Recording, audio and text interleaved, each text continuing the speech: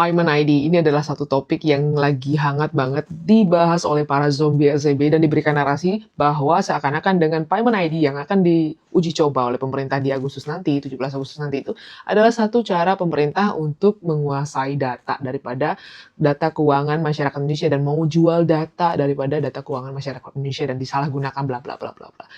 Beneran nggak sih kayak gitu? Terus Payment ID itu apa sih? Ayo sinilah dan ayo dipakai logikanya. Ini yang pertama ya, bahwa kita harus pahami Payment ID itu sebenarnya adalah sistem terintegrasi daripada data keuangan kita berdasarkan NIK. Jadi data daripada perbankan, finance, e-commerce, e-wallet, pinjol bahkan. Itu akan dikumpulkan jadi satu di Payment ID itu dengan lebih mudah mengaksesnya dengan satu NIK itu kita bisa tahu data keuangan kita. Ini hal baru bukan? Bukanlah. Ini kan sebenarnya hal yang sudah sebenarnya ada, bahwa saat ini kita tahu tentang sistem layanan informasi keuangan atau SLIK daripada OJK sendiri. Kalau OJK pegang data keuangan kita dari perbankan, daripada finance, daripada termasuk juga pinjol ya. Saat ini kan kalau misalnya mau ada ngajuin kredit, itu kan perbankan bisa mengakses dengan hanya NIK kita kepada OJK. Ini ada orang dengan NIK sekian, saya perlu datanya apakah kreditnya baik ataukah ini orang punya kemampuan finansial yang baik untuk bisa menjalankan kredit yang akan diajukan.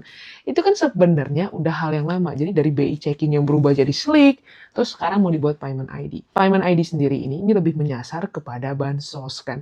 Untuk daripada bantuan sosial ini nanti tidak disalahgunakan. Jadi sebenarnya kalau misalnya kita tidak pernah melakukan tindakan-tindakan di luar hukum, harusnya nggak usah pusing sih tentang masalah Payment ID ini. Karena orang yang bingung tentang Payment ID ini akan dijalankan adalah orang yang sibuk main pinjol, gunakan rekeningnya untuk pinjol, itu bingung. Satu lagi adalah para koruptor yang bingung gitu loh, duit korupsinya mau diputar lewat gimana. Jadi bingung mau cuci uangnya lewat rekening-rekening mana. Nanti kan ketahuan tracingnya. Jadi kayak gitu aja sebenarnya, nggak usah panik. Karena apa? Yang harus diingat lagi bahwa data pribadi kita itu dilindungi secara hukum. Ada Undang-Undang Perlindungan Data Pribadi, Undang-Undang PDP.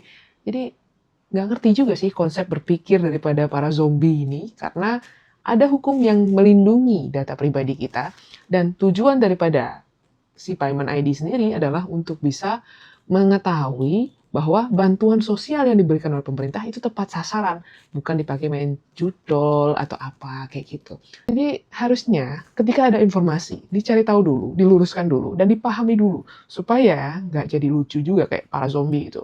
Ya udah, segitu aja. Semoga bisa dipikirkan dan semoga bisa dimengerti.